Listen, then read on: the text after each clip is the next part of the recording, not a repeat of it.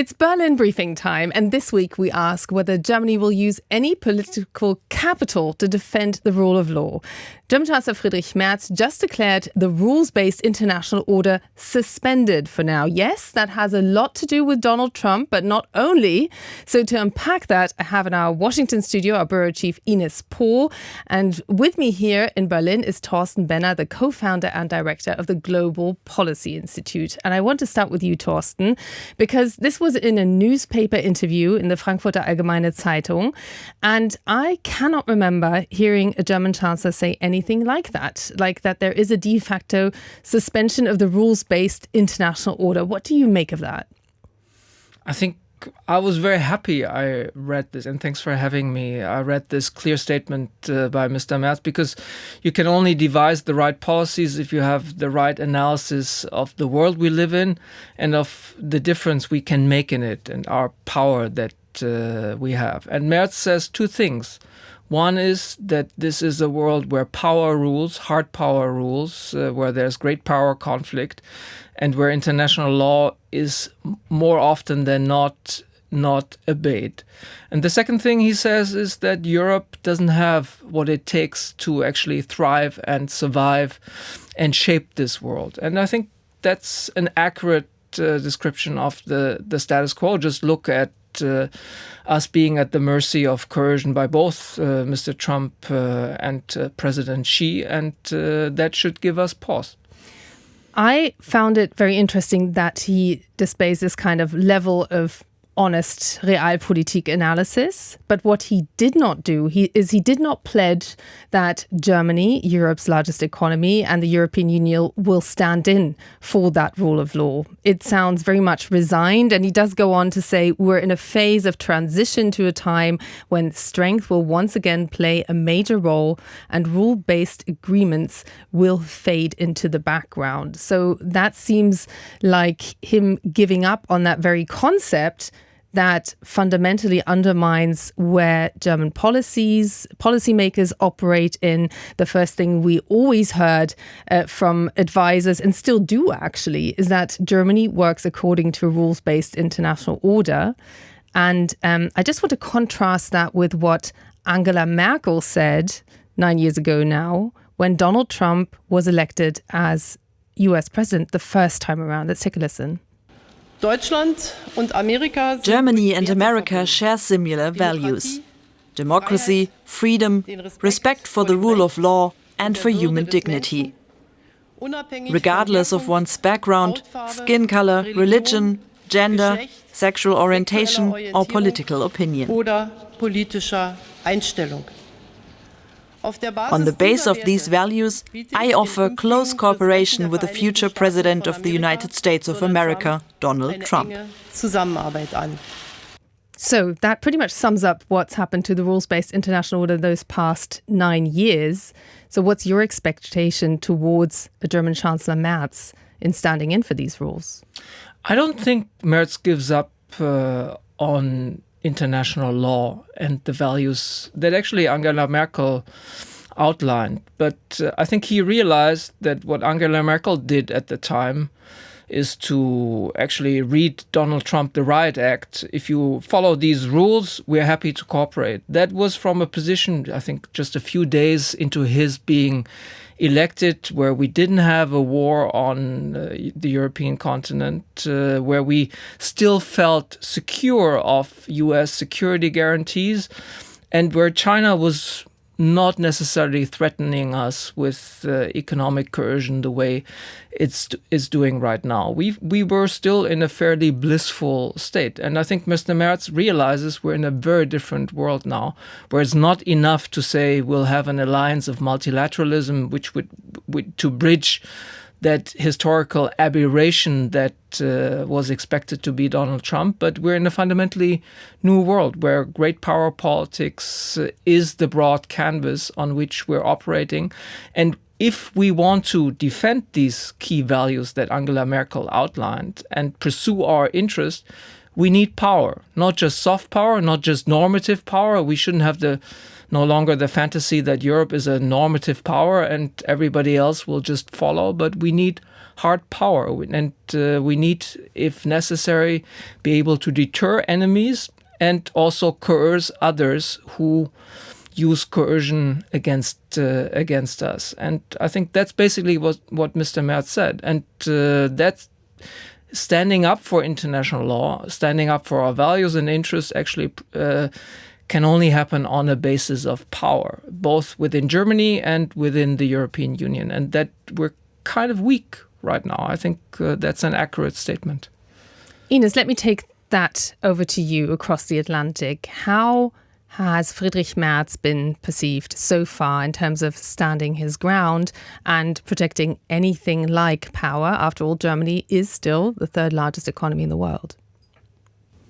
I mean, I find it interesting that you choose this soundbite from Angela Merkel, because I think it shows what was a big mistake in the past, that we mixed up values and interest. And sometimes when people talked about rule-based agreements and then at the same time said that we are sharing the same values, that was, and I agree with Thorsten here, kind of naive. We are now in an era which is clearly interest-driven. You know, shared values, what is that? What are the values of Donald Trump other than he wants to make great deals, great business? And this is kind of a new approach, also a new language Friedrich Merz understands to use. During his visits here, he came across as a strong leader. He also, of course, got a lot of praise from Donald Trump. People appreciated very much here in the United States that Germany, they say, finally has a leader who understands the role Germany has to play. Thorsten also talked about that. After all, we are a really rich and strong country in Europe and in the world, and we can't hide longer behind our past. That's what many people here tell us. So Friedrich Merz is coming across as a strong leader who is taking responsibility and who understands that the time has changed, and talking about shared values is not enough anymore.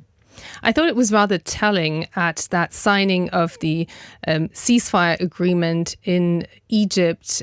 European leaders were there, but they were pretty much the decoration, because after all, they didn't sign anything. They didn't really have a role. In fact, they didn't even have a role in the actual process of hammering out that 20-point plan and getting that signed off on, whatever comes of it now. Emmanuel Macron chose to sit in the audience and was somewhat scorched by Donald Trump for doing so.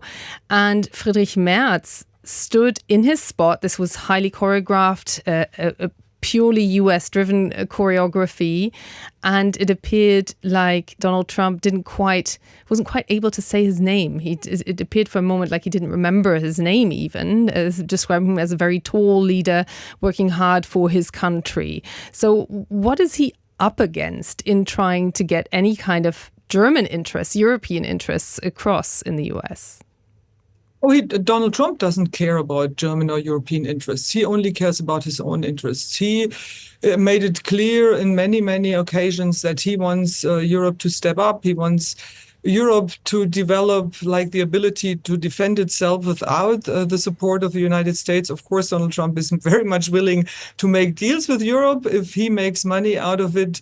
But he doesn't also care about the images. If a European leader comes across as strong or weak, he basically it doesn't matter for him. It probably doesn't even exist for him in his mind. And therefore, he sometimes doesn't remember names. Of course not, because he only cares about what matters immediately for him in the United States. And, therefore, it's a very German perspective to think, Trump is putting the European leaders here or there or not. He doesn't care.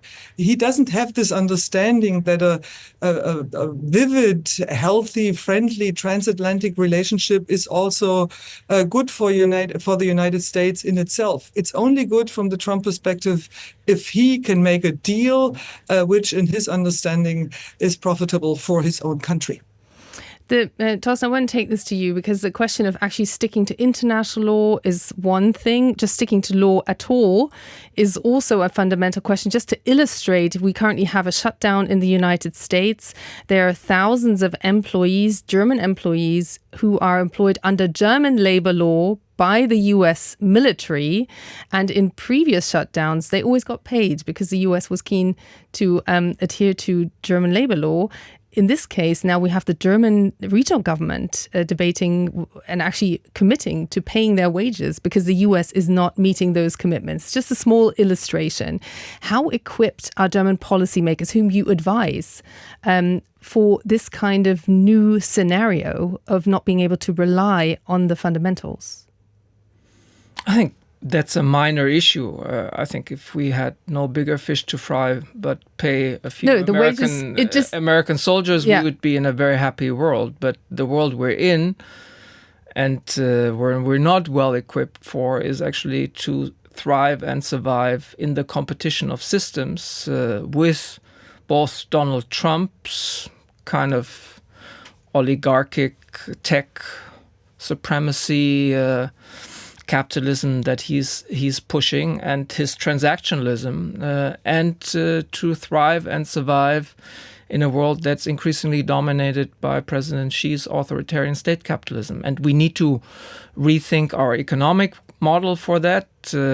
We need to kind of build our technological base again, become innovative again, and also able to, as I said before, deter aggression and protect ourselves against economic coercion. That's a tall order. And at the same time, I think we shouldn't forget, and coming back to the broader questions of international law and international institutions, that there's many countries around the world, middle powers, smaller powers, that actually treasure the international organizations that we have, that treasure humanitarian assistance. And we just have fewer resources going to this. So we need to rethink our priorities. Which parts of the international order of institutions do we want to prop up, support? How do we want to rebuild those institutions for a world where there's much less funding available? But that's a task for Germany as well, to defend ourselves against those who are hurting our interests, but at the same time also to reach out to like-minded players to actually sustain international institutions. It's not that this is the end of the United Nations. The UN actually survived a long period of the Cold War. We shouldn't just, I think we're just resetting our expectations in a much more hostile and acrimonious international environment. But it's still worth fighting for these international institutions as much as it is worth building our own strength to defend our interests against those out there to hurt our interests. Ines and I were reporting from the UN General Assembly meeting in September, and one thing that was clear, but it has been for some time, is that not just the continued paralysis of the UN Security Council, but also this off-the-cuff kind of policy, these blatant breaches of international law are really questioning the credibility, also why the global south countries, as they're called, should really buy into and invest in this system, and instead of rather orienting towards those big power players like the US, like China. And you cited China, and I thought there was a very interesting comment by Wang Yi, the Chinese foreign minister, at the last Munich Security Conference, bearing in mind that China is violating international law, for instance, by being active in the South China Sea, not sticking to the arbitration rulings in that region, infringing on the sea space of the Philippines, for instance, just one example. Let's just take a listen to what Wang Yi basically told world leaders gathered in Munich last February. This was just after the US President Donald Trump was elected for the second time. The world today is witnessing incessant chaos and confusion, and one important reason is that some countries believe might makes right and have opened a Pandora's box marked the law of the jungle. In reality, all countries, regardless of size or strength, are stakeholders in international rule of law. The multipolar paradigm must not be a state of disarray. Without norms and standards, one may be at the table yesterday but end up on the menu tomorrow. Major countries must take the lead in honoring their words and upholding rule of law, and must not say one thing but do another or engage in zero-sum game. So, zero-sum game, is that where we are? Also, what do you read between those lines? Because that could have been, we were looking at this quote, it could have been a Joe Biden quote from the past, yet it is the Chinese. Oh, it's a kind of public opinion play of the Chinese leadership for public opinion in the non-West. And I think they have a pretty solid basis for this. Because first of all, what you refer to as the rules-based international order didn't have much buy-in from the non-West to begin with. I still vividly remember a session with a South African friend of mine where he said, like, stop talking about this rules-based international order, just burn it down. Because he didn't believe in it because he thought it was skewed. It was just a cover for the West blatantly pursuing its own interests and not asking, why do we call it the rules-based international order and not just international law? So there must be something special about these rules. So it didn't have that much buy-in to begin with, and the charges of hypocrisy and so on. Now you have Donald Trump, who makes you think the good old times where you could still accuse people of hypocrisy. Donald Trump is not shameable on hypocrisy. He doesn't even pretend he sticks and cares about international law. He's totally beyond that. The naked use of power is obvious, and he doesn't mask it. He doesn't shield it. And I think the Chinese leadership, that of course coerces others as well and takes its liberties with international law the same way other great powers do. It supports Russia's war of aggression against Ukraine. But it feels that it is perceived by many in the world more as a force of stability than the US under Donald Trump. And to a degree, I think Wang Yi and the Chinese leadership has a fairly receptive audience out there in the world because many see Donald Trump's leadership, where you can just blow Venezuelan boats out of the sea and just claim they're drug smugglers, and there's no accountability for this. There's no due process for this. I think many around the world see a very self-interested US. They also see a self-interested Chinese leadership, but that is maybe a little bit comes across as a little bit more rational and predictable, at least for many countries around the world. So it should give us pause that the Chinese leadership is able to make these arguments and even sound somewhat, even though they're not based on facts, sound credible in the eyes of quite a few around the world. Well, China, of course, also has a policy of creating dependencies, particularly in the global south, in Africa, also Latin America. And I just want to take a listen to what Donald Trump said at the last UN General Assembly, because you just made the point that the UN is pretty durable, that there is still a receptive audience of countries that want to build on these institutions. Here's Donald Trump's demonstration of force at the UN. What is the purpose of the United Nations? The UN has such tremendous potential. I've always said it. It has such tremendous, tremendous potential, but it's not even coming close to living up to that potential. For the most part, at least for now, all they seem to do is write a really strongly worded letter and then never follow that letter up. It's empty words, and empty words don't solve war. So, Ines, that was a verbal blow. How deep is the disregard for the UN? And you also cover the UN, of course, for us. How damaged is it already by this? I have a little bit more of a pessimistic take, Thorsten, than you when it comes to the UN. I think the UN is really in an existential crisis. And other bigger countries will follow kind of the example of Donald Trump. He's not willing to pay his fair share anymore. More and more countries will say, hey, if the biggest donor doesn't pay its money, why should we? And we talked a little bit about the so-called Global South. They don't feel represented in the UN anyhow. The UN, it's a major, huge bureaucracy. We all know that. You can have many good arguments for that, why there are so many people working in an institution like that. But at least here in the United States, and I think that's definitely also true for Germany and other countries, they're questioning much more these institutions and these big apparati. Is it really necessary to have so many people working there? What are they really doing? What is the outcome? So I honestly think the UN is in huge trouble, and I don't see them being really aware. They are just reacting to Donald Trump and other countries which might follow. But I just have been in New York and tried to talk to some people. What is your strategy? How do you want to come or get ahead of these threats from Trump and others to withdraw the necessary funding? I mean, they're running out of money in a couple of months, but I don't see them really ready to deal with that. Well, there's a famous quote that the UN is not supposed to create heaven. It's supposed to create. It's supposed to be able to save mankind from hell. After all, it was founded after the Second World War. It directly also the whole writing down of the UN Charter, those fundamental human rights were formulated under the impression of the Second World War and the Holocaust.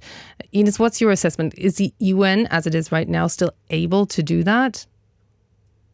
Honestly, I think one of the main, of the morally leading countries, such as the United States, they lost their credibility a long time ago. And it's not only that they just recently bombard ships in international waters, Venezuelan ships. I mean, we just have to think about the Iraq War and other wars and other actions the United States took, which was far beyond any rule-based order in the past. So I think the legitimacy of the UN is really fading. And this idea we need this body which was founded 80 years ago after the Second World War, this time is further and further away, especially in countries which weren't so directly impacted by Nazi Germany.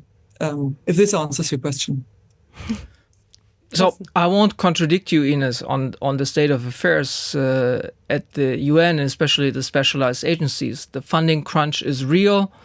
There's no clear strategy on how to deal with this hostile environment. That's all true. But it's partly also for Germany to actually help provide the impetus with like-minded players on how to actually save whatever is savable of the United Nations. And I do think the General Assembly, the Security Council, they will continue to exist. There's no other place where the Global South is so well represented than the General Assembly. It's a fairly egalitarian place per se. They will not walk away from that. And I think we've bashed Donald Trump quite a bit, but I think in a sense he was right that to a degree, some of his actions are in total disregard of anything international law. But he has this obsession with peace and being a peacemaker. And he has succeeded in a number of instances where he actually has put the power of the United States and his office to use to actually facilitate peace agreements between warring parties. And that's very much in the spirit of the United Nations. And yes, of course, it's unconventional, but it also shows that Donald Trump may not be as one-sided as we discussed. This idea of facilitating, fostering peace seems to be dear to his heart. And if only for the vanity project of getting a Nobel Peace Prize. Well, he clearly believes in the ultimate deal. Go on, yeah. I would like to jump in there because I think that's very true. And I truly believe that Donald Trump is more complex in a way that he sometimes is portrayed. And, it's also I'm really convinced that, sometimes the outcome matters more than kind of the reasons behind it. And if he wants to have a peace in the Middle East because he wants to make deals there, fine with me, as long as the killing stops and as long as humanitarian aid gets into Gaza, that's good. Same in Ukraine. If he wants to get a peace deal done because he wants the rare earths from Ukraine, that's fine. That's worth more than like all these value-driven big speeches with no outcome. I agree with that. And I actually also applaud Donald Trump in a way for his honesty. You know where you are with him. You know, he says, I believe in it. I think I have the right to do this and that. And he's not hiding behind some blurry whatever. You know, as other American presidents, they conducted strikes, drone strikes, and invaded countries, which was not kind of on the world rule-based order, but they didn't talk about it. Donald Trump talks about it, so at least we know what he's up to. And I think, coming back to your point, Thorsten, it's in a way could be helpful for Germany and Europe because we know whom we are dealing with. Trump doesn't leave any doubt. He tells us what he cares about most, and that should tell us, Europeans and Germans, okay, people, let's get ready. And one more thought, I think we also have to be very aware that this will not be over with Donald Trump. Even if Donald Trump will not be reelected, even if the Democratic Party will be elected during the next presidential election, I think we will never go back to an American where we have been like 5 or 10 years ago. Germany has to stand, Europe has to be stronger to defend itself, regardless who is in the White House. Well, this is a very interesting point because, you know, I speak to many German politicians and many of them mostly off the record. That's why I found German Chancellor Merz saying this on the record. He basically said something on the record about the suspension of the rules-based international order that we had been getting off the record for a very long time. So it's a very conscious step into the public. The question I have and what I wonder about is, can you pick up where you left that global order, that rule of law, those institutions? If you fail to reform the United Nations, can you get back to that? Or is Pandora's box open? And will we see something completely different when the dust is settled on this Trump administration, if it ever does? We'll see. I think that I can't predict this. I cannot answer this. Things are very much in flux. And I think we discussed before, you know, to erase unthinkable from our dictionary because, you know, there's nothing unthinkable right now. So I can't predict this. But what I will say is, first of all, it's good that Friedrich Merz is not putting lipstick on a pig. You know, he's actually telling it as it is. And then we can, we need to build our own strength first. And only if we're strong, we can actually help stabilize the international system. We had this fantasy for a long time that we're the normative power that actually stabilizes the international system, where in reality, it was the hard power of the US that always took exceptions and exemptions from international law, but ultimately funded the UN, the international system, to a significant degree. And it was also a unipolar moment where few other countries dared to take liberties the way Russia and China and others now, because they think they have the great power, potential and resources to take exceptions and exemptions from international law and not be punished for it. So we're in a world that is exactly like Friedrich Merz tells it. We need to build our own strength, and only through our own strength and working with like-minded partners can we help reform and stabilize the international order. Because the interest of Germany in a still somewhat functioning international order, where still more countries than not are adhering to international law, it is, of course, still there. We're small. We're still a fairly small.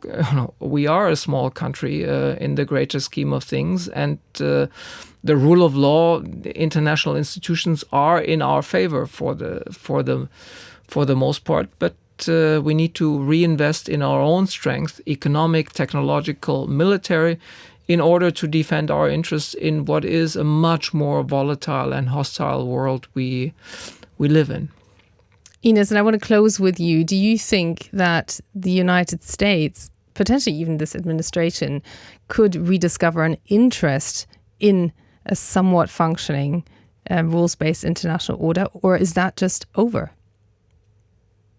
I don't know. It really depends, I mean, I think this administration will understand that it, of course, also needs more reliability, more predictability than they have now. And we already see the economical problems raising here in this country. So I think the way Donald Trump is kind of conducting his deals right now, very errative. Many people, many business leaders in the United States don't know what he's going to do next, even in his own administration. They sometimes don't know in the morning what kind of executive orders he will be signing in the afternoon. I see a shift there within the Trump administration or the next administration. But the bigger question, it's really to be answered. I don't know. It very much depends on what will be happening next year during the midterm elections. And, if Donald Trump can keep changing this country in a speed he's doing it since he is in office, or if things will slow down. And then, of course, we have to see if the next presidential elections even will be taking place in a way they used to take place. So many open questions, too early to answer.